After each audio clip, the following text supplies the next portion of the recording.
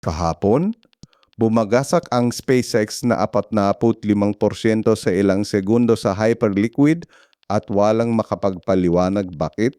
Naon, may pangalan na ang dahilan, Oracle Notice.o. Gumawa ng stock split na 5 para 1 ang SpaceX nitong linggo at hindi inilapat ng notice.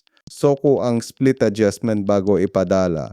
Tinanggap ng pre-IPO SpaceX Perpetual ang maling presyo na parang totoong bumagasak ang SpaceX at agad naglikwidate ang kontrata ng 405 users sa 1,393 transaksyon.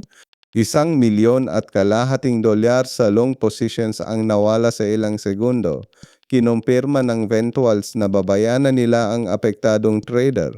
Paalala na kasing tapat lang ng feed ang on-chain derivative. Mag-subscribe na